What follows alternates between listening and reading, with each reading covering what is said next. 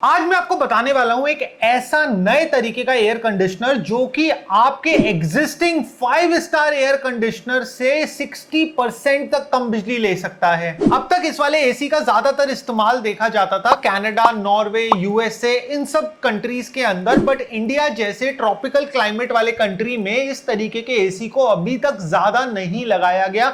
But जो इसके starting के एक्सपेरिमेंट्स करे गए वो काफी हद तक सक्सेसफुल रहे। तो क्या है ये जियोथर्मल हीटिंग एंड कूलिंग? आज की इस वीडियो में हम लोग डिटेल में जानेंगे कि किस तरीके से बड़े घर या फिर छोटे से छोटे घर को हम जियोथर्मल की मदद से ठंडा या फिर गर्म रख सकते हैं। और इंडिया में ऐसी कौन कौन सी कंपनीज हैं जो इस geothermal heating and cooling solution पे काम कर रही हैं, और हम कवर करेंगे उनके सक्सेसफुल प्रोजेक्ट्स जो उन्होंने इंडिया में ही करे हैं। मगर इस सुपर इंटरेस्टिंग वीडियो को शुरू करने से पहले अगर अभी तक आपने हमारे इस चैनल को सब्सक्राइब नहीं करा है तो फटाफट से कर दो, फिर हम शुरू करते हैं वाली वीडियो।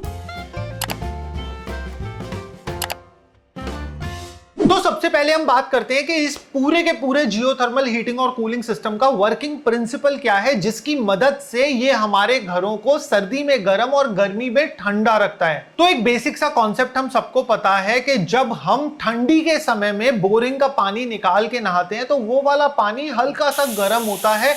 नॉर्मल टेम्परेचर से, एनवायरमेंट के टेम्परेचर से वो वाला पानी गर्म निकलता है। और इसी तरीके से जब गर्मी का टाइम होता है तो जो बोरिंग का पानी होता है वो हमें ठंडा मिलता है। तो ये भी एक जियोथर्मल का ही प्रिंसिपल है और इसी प्रिंसिपल के बेसिस पे ये नए तरीके का एयर कंडीशनर डिजाइन हुआ है। तो अगर हम जमीन में कुछ मीटर नीचे चले जाते हैं तो सर्दी के टाइम पे हमें वो टेम्परेचर गर्म मिल जाता है, और गर्मियों के टाइम पे उल्टा हो जाता है, हमें वो टेम्परेचर ठंडा मिल जाता है। और इसी टेम्परेचर का इस्तेमाल करा जाता है घरों को गर्म या फिर ठंडा करने के लिए। तो जो ये जियोथर्मल सिस्टम्स होते हैं इसमें दो तरीके के सिस्टम आते हैं। पहला आता है ओपन लूप सिस्टम। तो ओपन लूप सिस्टम में क्या होता है कि जो आपका ग्राउंड वाटर होता है उसको पंप करके घरों के अंदर लाया जाता है, जो कि ऑटोमेटिकली ठंडा होता है, और हीट पंप की मदद से उस वाले पानी की जो ठंडक होती है उसे घरों में निकाल दिया जाता है, और फिर वो पानी गर्म हो जाता है तो उसको वापस धरती में डाल दिया जाता है। ओपन लूप सिस्टम इतना कॉमन नहीं है, देखने में नहीं आता, क्योंकि इसमें क्या होता है वाटर क्लॉगिंग का इशू आता है पाइप्स के अंदर के, कभी कोई गंदगी फंस गई और उसके बाद में क्या होता है काफी सारे कानूनी दाव पेच होते हैं कि जो पानी हम वापस अपने हीट एक्सचेंजर से जमीन में डालेंगे उस वाले पानी को ट्रीट करके ही डालना होगा।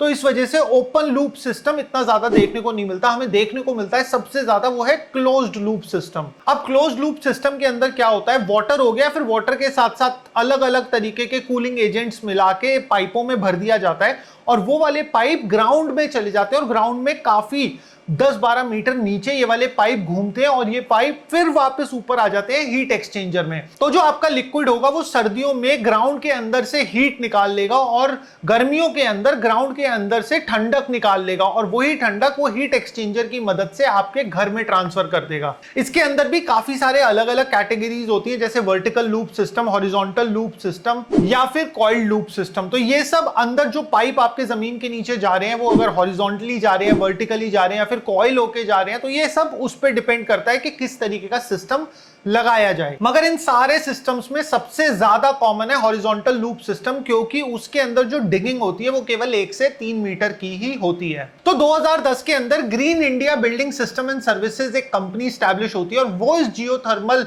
हीट एक्सचेंजर सिस्टम को इंडिया में लाती है। और इन्होंने 2 पायलट प्रोजेक्ट करे बड़े बड़े कमर्शियल बिल्डिंग्स के साथ में।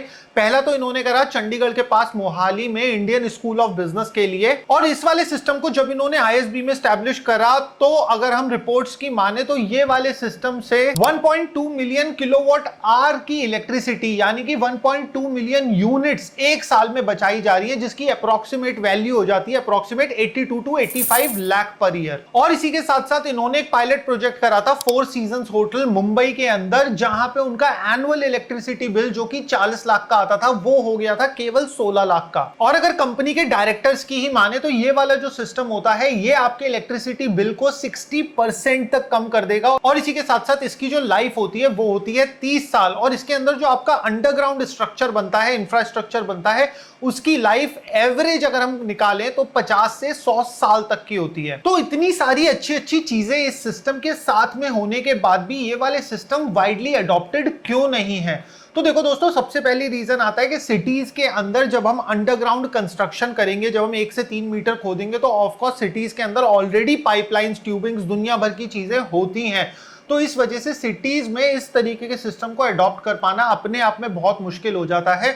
यह है पहली वजह। और दूसरी वजह आती है कि इसकी हाई अपफ्रंट कॉस्ट। ये वाला सिस्टम काफी ज्यादा महंगा आता है। तो ऐसे रीजन्स जहां पे ये वाला सिस्टम इजीली डिप्लॉय हो सकता है, फार्म हाउसेस हो गए या फिर फार्म लैंड हो गया, तो वहां पे लोगों पे शायद उतना कैपिटल या फिर इतना रीच नहीं है कि वो इस सिस्टम को डिप्लॉय कर पाए। और अगर हम इसके कोएफिशिएंट ऑफ परफॉर्मेंस या फिर सीओपी की बात करें तो वो है 3 to 5। तो अगर मैं आपको सिंपल भाषा में बताऊं तो ये 1 यूनिट ऑफ एनर्जी में 3 से 5 यूनिट ऑफ हीट या फिर वाइसा वर्सा कोल्ड टेम्परेचर्स जनरेट कर सकता है। और अभी जो ये geothermal heating and cooling solution का मार्केट है वर्ल्ड वाइड, वो है 9.5 बिलियन यूएस डॉलर्स का, जो कि 2020 से 2027 के बीच में बढ़ेगा एट अ रेट ऑफ 7.2%। मगर यहां पे तो हम बात कर रहे हैं जमीन के नीचे से किसी चीज को ठंडा या फिर गर्म करने की। मगर क्या आपको पता है एक ऐसे सोलर पैनल्स भी आ गए हैं जो आपके घर को ठंडा रख सकते हैं और वो आपके घर की गर्मी को रेडिएशन की फॉर्म में स्पेस में भेज देते हैं। हमने उस पर भी एक वीडियो बनाई थी, बहुत ही इंटरेस्टिंग कॉन्सेप्ट है। अगर आपने अभी तक वाली वीडियो नहीं देखी है तो इस साइड में आ रही है, आप भी क्लिक करके देखो।